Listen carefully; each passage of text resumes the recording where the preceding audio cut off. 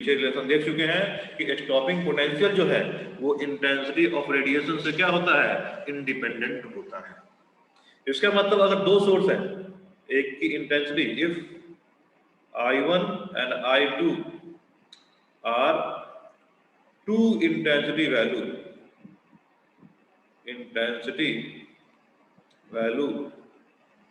such that I1 is smaller than I2, तो graph कैसे बनेगा? देख लो, इस तरह से ग्राफ बनाते हैं तो ग्राफ कैसे बनेगा। दोनों ही केस में स्टॉपिंग पोटेंशियल सेम ही होगा ना, दोनों ही केस में बैटरी की पोलरिटी उल्टी कर दी जाए, स्टॉपिंग पोटेंशियल सेम होगा, ठीक है। बट जिसमें इंटेंसिटी ज्यादा होगी उसमें नंबर ऑफ इलेक्ट्रॉन क्या होंगे, जिसमें इंटेंसिटी ज्यादा होगी उसमें नंबर ऑफ इलेक्ट्रॉन ज्यादा मूव करेंगे, और नंबर ऑफ इलेक्ट्रॉन ज्यादा मूव करेंगे तो उनका स्टार्टिंग करंट भी ज्यादा होगा और उनकी पिंच पोटेंशियल भी ज्यादा होगी, ये हम पहले डिस्कस कर चुके हैं। तो ग्राफ जो है, मान लो एक का ग्राफ हम ऐसे बनाएं,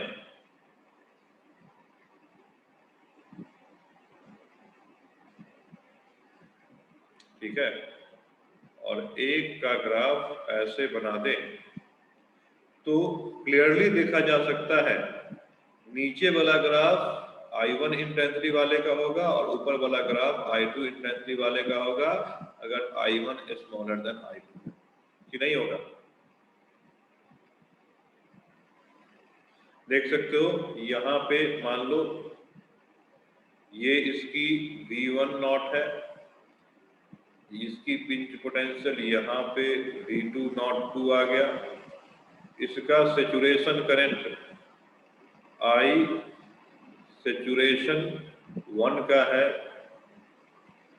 इसका सेचुरेशन करंट जो है I सेचुरेशन 2 का हो गया, लेकिन इन दोनों का स्टॉपिंग पोटेंशियल क्या होगा, सेम रहेगा।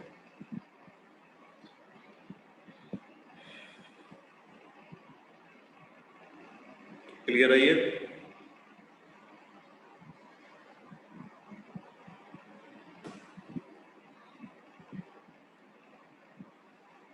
अच्छा, अगर इंटेंसिटी और करंट का ग्राफ पूछा जाए, ध्यान देना, ये कौन सा ग्राफ था, ये तो था current versus potential of battery, potential of cell या battery at two different intensity. अगर इंटेंसिटी और करंट का ग्राफ पूछा जाए, नेक्स्ट हम देखते हैं graph of current versus intensity, याद रखना किस पे, एट फिक्स फ्रीक्वेंसी पे, एट फिक्स फ्रीक्वेंसी। तो ये ग्राफ कैसा होगा बता सकते हो? तुम देख सकते हो कि इंटेंसिटी और करंट में डिपेंडेंसी कैसी है, इंटेंसिटी और करंट में डिपेंडेंसी कैसी है, लीनियर की नॉन लीनियर? करंट और यहाँ पे लीनियर इंटेंसिटी, कि जैसे जैसे मतलब कहेंगे कि करंट जो है, करंट क्लियरली जो होगा डायरेक्टली प्रोपोर्शनल क्या हो जाएगा, इंटेंसिटी के। कैसे कि अधिक इंटेंसिटी अगर होगी, इंटेंसिटी अगर अधिक इंटेंसिटी होगी तो अधिक इलेक्ट्रॉन निकलेगा, अधिक इलेक्ट्रॉन निकलेगा तो जैसे जैसे हम पोटेंशियल उसको हम चेंज करेंगे तो करंट की वैल्यू क्या हो जाएगी, ग्रेजुअली इंक्रीज होती जाएगी। और मान लो जैसे जैसे हम इंटेंसिटी बढ़ा रहे हैं तो नंबर ऑफ फोटो इलेक्ट्रॉन का एमिशन बढ़ेगा, नंबर ऑफ फोटो इलेक्ट्रॉन का एमिशन बढ़ेगा, तो किसी फिक्स पोटेंशियल पे क्या होगा, इंटेंसिटी इंक्रीज करने से ग्रेजुअली नंबर ऑफ फोटोन बढ़ेगा, ग्रेजुअली नंबर ऑफ फोटोन बढ़ेगा तो वो ज्यादा फोटोन मेटल सरफेस पे इंसिडेंट करेगा और ज्यादा इलेक्ट्रॉन इमिट कराएगा और फिर ज्यादा इलेक्ट्रॉन का एमिशन होगा और करंट की वैल्यू ज्यादा होगी। जब इंटेंसिटी जीरो होगी, जब इंटेंसिटी जीरो मतलब कोई लाइट जा ही नहीं रहा है तो करंट होगा ही नहीं, और जब इंटेंसिटी बढ़ेगी तो ग्रेजुअली उसके हिसाब से करंट बढ़ना शुरू हो जाएगा। इसका ग्राफ जो हो जाएगा वो स्ट्रेट लाइन हो जाएगा एंड पासिंग थ्रू ओरिजिन, इस तरीके से ग्राफ बन जाएगा।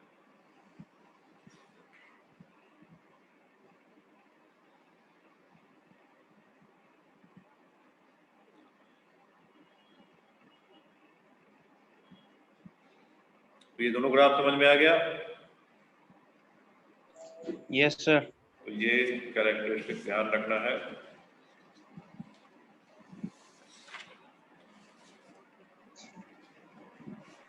अच्छा, अब हम फ्रीक्वेंसी का इफेक्ट देखते हैं। इंटेंसिटी का इफेक्ट तो देख लिया, अब हम इंटेंसिटी सेम रखते हैं लेकिन फ्रीक्वेंसी क्या करते हैं, चेंज कराते हैं। उसमें क्या होगा?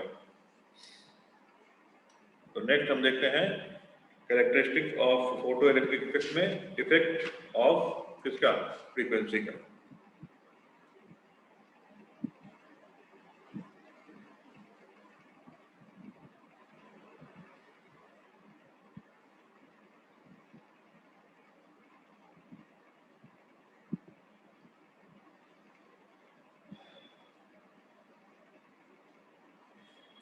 हो गया?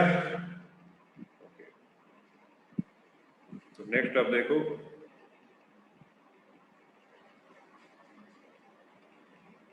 इफेक्ट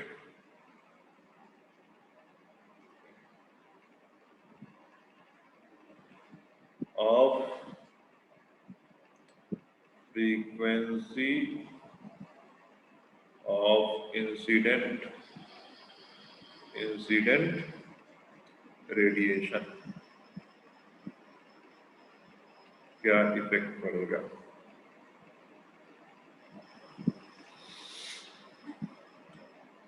तो देखो, अगर हम इंटेंसिटी को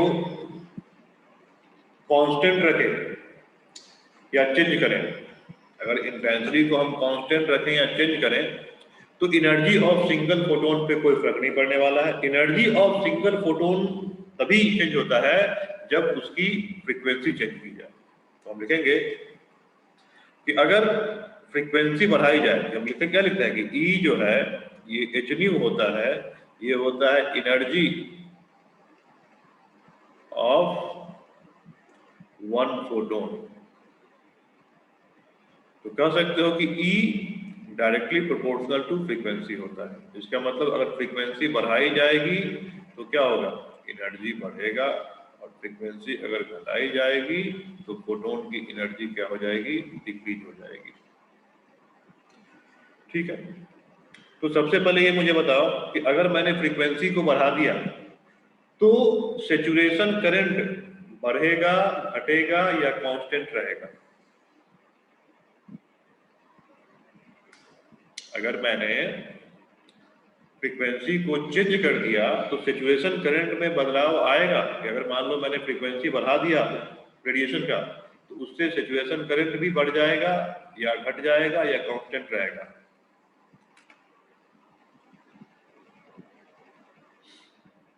बोलो। जो भी फोटो इलेक्ट्रिक करंट है उसकी जो सैचुरेशन करंट है वो फिक्स रहेगी या कॉरस्पॉन्डिंगली फ्रीक्वेंसी के चेंज करने से चेंज होगी? बाकी लोग भी जवाब दें। तो देखो, हाँ, तो क्या नहीं, चेंज नहीं होगा। देखो, सैचुरेशन करंट क्या होता है, करंट इस बात पर डिपेंड करता है ना कि कितने नंबर ऑफ फोटो इलेक्ट्रॉन वहां से निकल रहे हैं। वो तभी चेंज होगा ना जब फोटो इलेक्ट्रॉन की संख्या में बदलाव होगा, और फोटो इलेक्ट्रॉन की संख्या में तब बदलाव होगा, फोटो इलेक्ट्रॉन निकालता कौन है, निकालता तो फोटोन ही है ना। तो अगर नंबर ऑफ इंसिडेंट फोटोन बढ़ जाएगा, जिसकी हर एक की फ्रीक्वेंसी थ्रेशोल्ड फ्रीक्वेंसी से क्या रहे, ज्यादा रहे, क्योंकि वो तो बेसिक रिक्वायरमेंट है हमें फोटो इलेक्ट्रिक इफेक्ट कराने का। तो अगर नंबर ऑफ फोटोन को मैं कम ज्यादा करूंगा तभी फोटो इलेक्ट्रिक करंट में कम ज्यादा होगा, और तभी कह सकते हो कि सैचुरेशन करंट जो होगा कम ज्यादा होगा। लेकिन अगर मैंने इंटेंसिटी को क्या कर दिया, फिक्स कर दिया, इंटेंसिटी को मैंने फिक्स कर दिया और फ्रीक्वेंसी में बदलाव रखेंगे, तो फ्रीक्वेंसी में बदलाव से क्या होगा, उससे एक एनर्जी की फोटोन में बदलाव होता है। नंबर ऑफ फोटोन कितना एमिट हो रहा है उससे कोई बदलाव नहीं होता है। और जब नंबर ऑफ फोटोन में कोई बदलाव नहीं होगा तो सैचुरेशन करंट में कोई बदलाव नहीं आएगा। ये समझ में आया कि नहीं? तो हम लिखेंगे इसका इफेक्ट सैचुरेशन करंट पे कैसे होगा। मतलब इफेक्ट ऑफ फ्रीक्वेंसी किस पे, effect on effect on saturation current ISAT saturation। अब देखो इसमें क्या है कि फ्रीक्वेंसी हम चेंज की है, तो फ्रीक्वेंसी ऑफ चेंज होने से नंबर ऑफ फोटोन जो है वो नहीं बदलेगा, और नंबर ऑफ फोटोन नहीं बदलेगा तो नंबर ऑफ इलेक्ट्रॉन क्या रहेगा, कांस्टेंट रहेगा, तो आई स्टेट भी कांस्टेंट रहेगा। लिखेंगे कि as number of photons falls on metal surface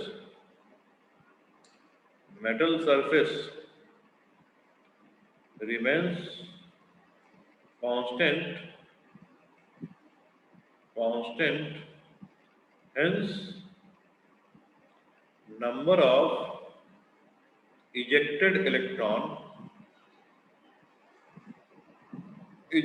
electrons will also remain same, thus I saturation will not change, ये नहीं बदलेगा, ध्यान रखना इस चीज को। अच्छा, स्टॉपिंग पोटेंशियल पे क्या असर पड़ेगा, क्या स्टॉपिंग पोटेंशियल चेंज होगा कि नहीं होगा? फ्रीक्वेंसी के चेंज होने से स्टॉपिंग पोटेंशियल चेंज होगा, क्योंकि अभी हम पिछले लेसन निकाल चुके हैं कि stopping potential maximum kinetic energy पर डिपेंडेंट होता है, और उस इक्वेशन में फ्रीक्वेंसी भी आया था। अभी जो निकाले थे वी स्टॉपिंग पोटेंशियल इक्वल कितना था, HE upon frequency minus phi naught E था। तो देख सकते हो कि वी स्टॉपिंग पोटेंशियल वो प्रोपोर्शनल टू किसके है, फ्रीक्वेंसी पे। तो हम कहेंगे कि अगर फ्रीक्वेंसी बढ़ाते हैं तो स्टॉपिंग पोटेंशियल बढ़ता है, और फ्रीक्वेंसी घटाएंगे तो स्टॉपिंग पोटेंशियल क्या होगा, घटेगा।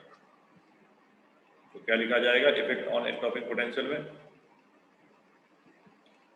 इसमें लिखा जाएगा कि इसका इफेक्ट स्टॉपिंग पोटेंशियल पे क्या होगा, तो इफेक्ट ऑन स्टॉपिंग पोटेंशियल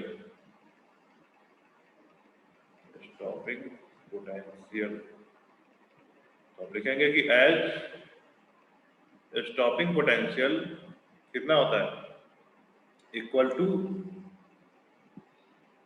कितना, के ई मैक्स का इक्वल होता है, K E max divided by charge on electron के इक्वल होता है। और यही हम निकाले थे अभी, कितना, के ई मैक्स की वैल्यू कितना डालोगे, h nu minus phi naught upon E डालोगे, तो यहाँ से स्टॉपिंग पोटेंशियल जो आ जाएगा एच ई, ये न्यू है, वी मत समझना इसको, nu minus phi naught upon E आ जाएगा। तो यहाँ से देखा जा सकता है कि stopping potential directly proportional to frequency के है। इसका मतलब व्हेन फ्रीक्वेंसी बढ़ेगी तो स्टॉपिंग पोटेंशियल भी बढ़ेगा, और अगर फ्रीक्वेंसी घटेगी तो स्टॉपिंग पोटेंशियल भी घटेगा।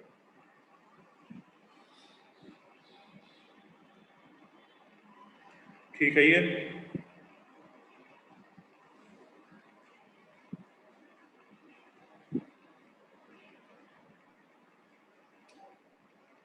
तो अब अगर ग्राफ ड्रॉ करने बोला जाए ओवरऑल किसका, कि उसमें इंटेंसिटी को हम फिक्स रखे हुए हैं, इंटेंसिटी हम कम ज्यादा नहीं कर रहे हैं, हम बस क्या कर रहे हैं कि फ्रीक्वेंसी को वैरी करा रहे हैं, और फिर उसके हिसाब से बैटरी की पोटेंशियल को कम ज्यादा करने पे क्या फर्क पड़ेगा। तो देखो देखते हैं, ये लिख चुके हैं, चलो इसे बना देते हैं ग्राफ।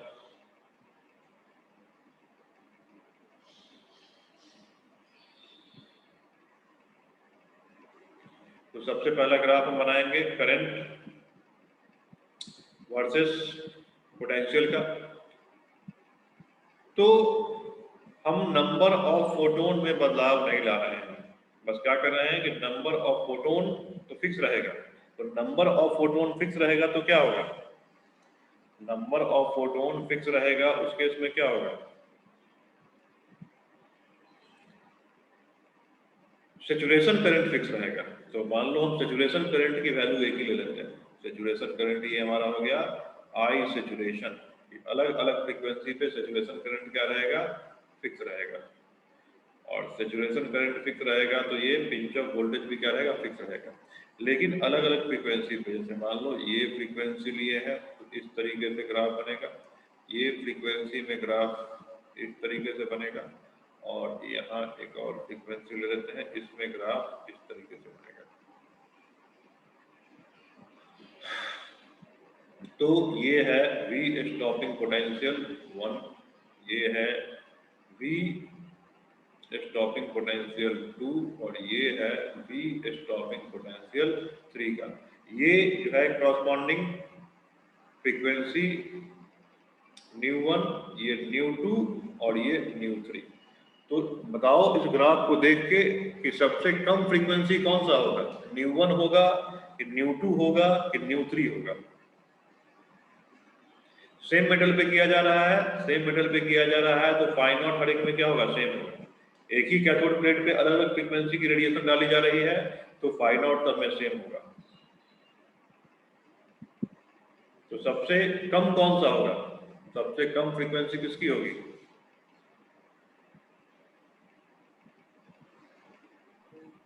वन की। कैसे देख सकते हो क्लियरली ना इसमें कि V स्टॉपिंग पोटेंशियल है ना 1 की हो जाएगी। V स्टॉपिंग पोटेंशियल 1 सबसे छोटा है, इस ग्राफ के लिए बना रहे हैं, ध्यान रखना ये इस ग्राफ के लिए। V स्टॉपिंग पोटेंशियल 2 उससे बड़ा है, एंड V स्टॉपिंग पोटेंशियल, तो V स्टॉपिंग पोटेंशियल क्या हो जाएगा, V स्टॉपिंग पोटेंशियल में लिखोगे ना यहाँ पे h nu 1 phi naught upon E, इस तरीके से h ν2 phi naught upon E smaller than h ν3 phi naught upon E। अब इसको जब सिंप्लीफाई करोगे तो ν1 स्मॉलर देन ν2 स्मॉलर देन ν3 आ जाएगा। ये ग्राफ की कैरेक्टरिस्टिक्स हो जाएगी। तो इस केस में क्या देखो, पिंच ऑफ वोल्टेज V0 सबका सेम है और सेचुरेशन करंट सबका सेम है, जब फ्रीक्वेंसी अलग अलग कराएंगे।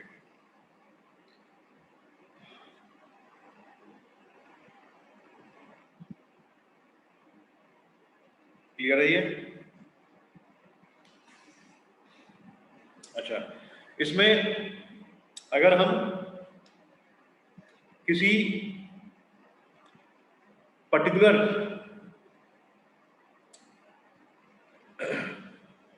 जैसे कि ये जो हमारे पास इक्वेशन था कौन सा, V stopping potential and frequency का था, V stopping potential and frequency का था।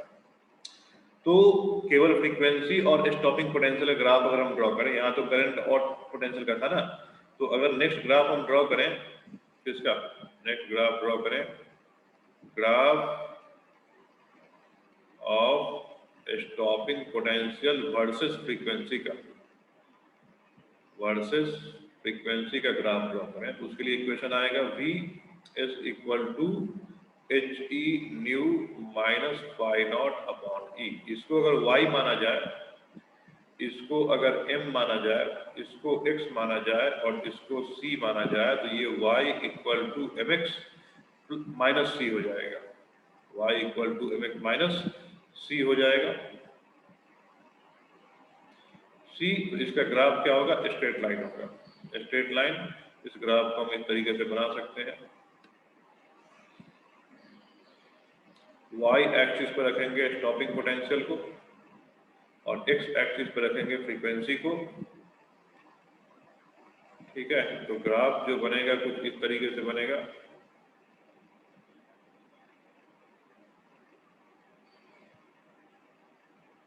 ग्राफ तुम्हारा कुछ इस तरीके से बन जाएगा।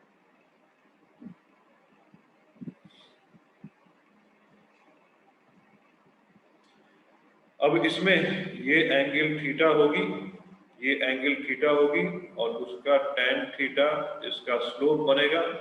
तो बताओ स्लोप कितना हो जाएगा, इस ग्राफ का स्लोप कितना हो जाएगा, इक्वेशन देख के। तो m जो होता है वो स्लोप होता है, तो स्लोप की वैल्यू कितनी होगी, h अपॉन E जो है वो स्लोप की वैल्यू हो जाएगी। ठीक है, h अपॉन ई स्लोप की वैल्यू हो जाएगी। ठीक है, ये कौन सी फ्रीक्वेंसी होगी, ये कौन सी फ्रीक्वेंसी होगी, ये थ्रेशोल्ड फ्रीक्वेंसी होगी, ये थ्रेशोल्ड फ्रीक्वेंसी। अच्छा, ये कहाँ पे कट करेगा, तो ये कट करेगा कौन सा, सी पे, सी पे, तो ये वैल्यू कितनी आ जाएगी, पाई नॉट अपॉन ई आ जाएगी। तो याद होगा क्योंकि ये के मैक्स अपॉन ई के इक्वल होता है, तो जैसा ग्राफ के मैक्स वर्सेस फ्रीक्वेंसी का था वैसा ही ग्राफ इसका था। इस रीजन में क्या होगा, कोई इमिशन नहीं होगा, इस रीजन में कोई इमिशन नहीं होगा, है ना, इमिशन नॉट अकर, इस रीजन में इमिशन नॉट अकर। क्यों, क्योंकि ये थ्रेशोल्ड फ्रीक्वेंसी से कम फ्रीक्वेंसी वाला रीजन है और इस रीजन में ही इमिशन अकर करेगा, इस रीजन में इमिशन अकर करेगा।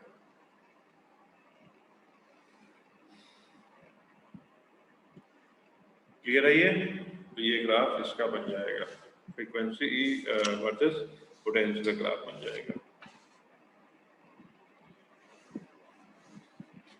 अच्छा, अलग अलग मटेरियल, तो एक चीज ध्यान रखना है, इसको हम लिख देते हैं।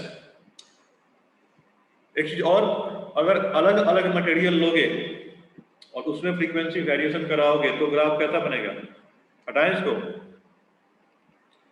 अलग अलग अलग मटेरियल लेते हो तो उसमें क्या बदलेगा, अलग अलग मटेरियल में क्या बदलेगा, वर्क फंक्शन बदलेगा, फ्रीक्वेंसी तो इस हिसाब से वेरी करेगा, है ना।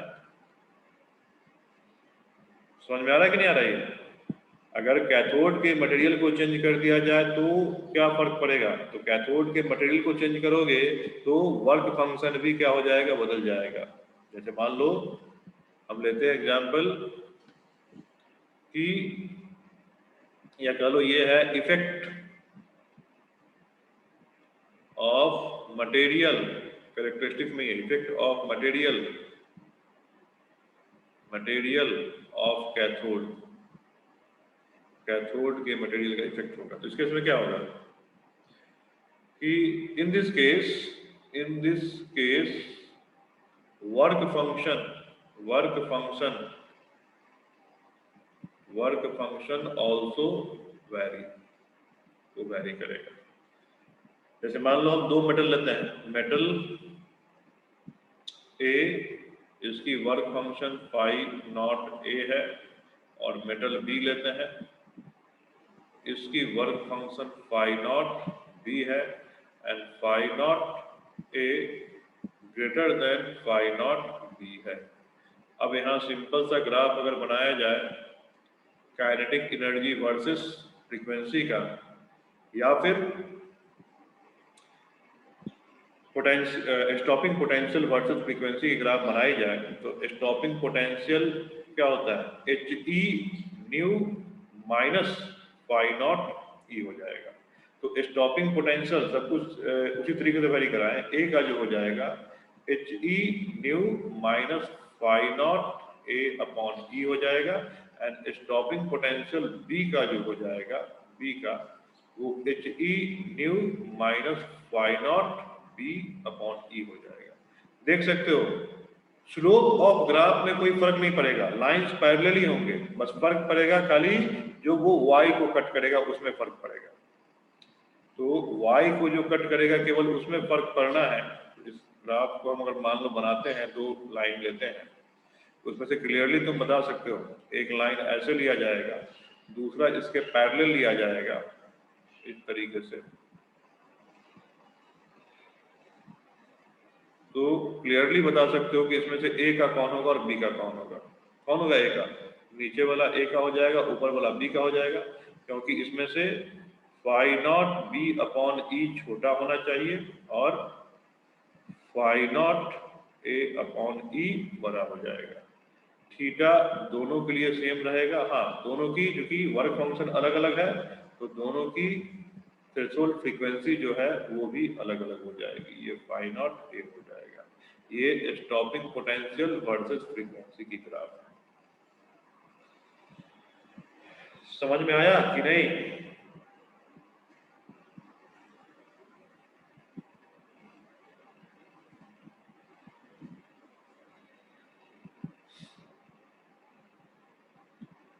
बोलो।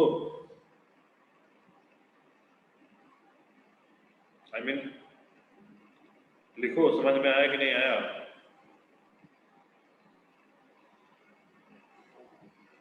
आया है सर। ठीक, तो अभी जितनी सारी चीजें बताए हैं उस सबको बस 2 पॉइंट में हम लिख देते हैं समरी करके। इसको हमेशा बिल्कुल फोटो इलेक्ट्रिक इफेक्ट के रिगार्डिंग याद रखना। क्या याद रखना कि इंटेंसिटी,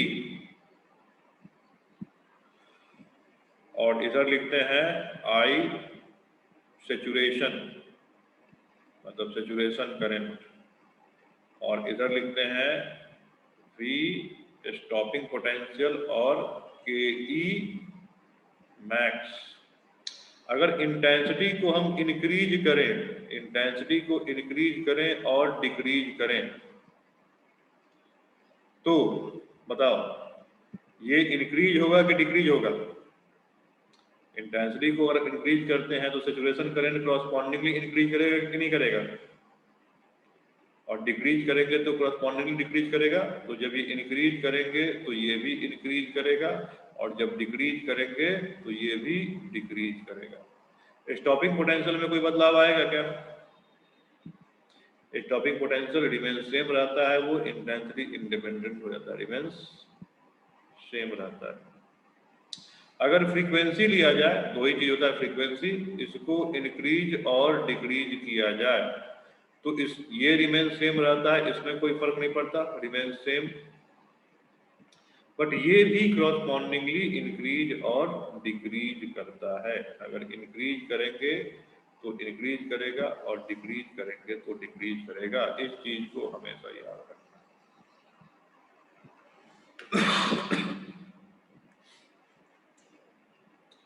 ठीक, और इस तरह से तुम्हारा फोटो इलेक्ट्रिक इफेक्ट जो है ये खत्म हुआ।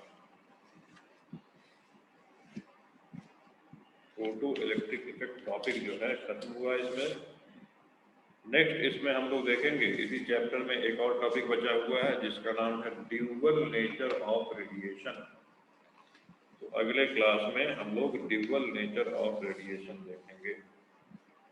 और फिर एक इसमें शायद पता नहीं अब है कि सिलेबस से हटा दिया है, फोटो इलेक्ट्रिक सेल है, वो पूरा का पूरा थ्योरेटिकल है, कुछ खास है नहीं। तो पहले सिलेबस में देख लेंगे है कि नहीं है, तो वो अगर नहीं होगा तो उसको छोड़ दिया जाएगा। सीधा ड्यूअल नेचर ऑफ रेडिएशन, जिसमें डी ब्रॉगली हाइपोथेसिस जो तुम लोग केमिस्ट्री में पढ़े होंगे, ये तो केमिस्ट्री में उसी की पे चर्चा होगी, और उसी पे कुछ मैथमेटिकल कैलकुलेशन होगा। और डी ब्रॉगली हाइपोथेसिस के बाद एक बहुत फेमस एक्सपेरिमेंट है जिसने डी ब्रॉगली हाइपोथेसिस को प्रूफ किया था, डेविडसन एंड जर्मन एक्सपेरिमेंट, उस पर चर्चा करेंगे। अब यही 2 टॉपिक इसमें बच गया है, एक de Broglie hypothesis, the dual nature of radiation, फिर ये चैप्टर खत्म हो जाएगा। ठीक है, तो आज तो है संडे, मंडे ट्यूसडे तो ये नहीं होगा, वेडनेसडे को फिर से होगा ये मॉडर्न फिजिक्स, फिर से वेडनेसडे को होगा। तो चलो आज इसको खत्म करते हैं।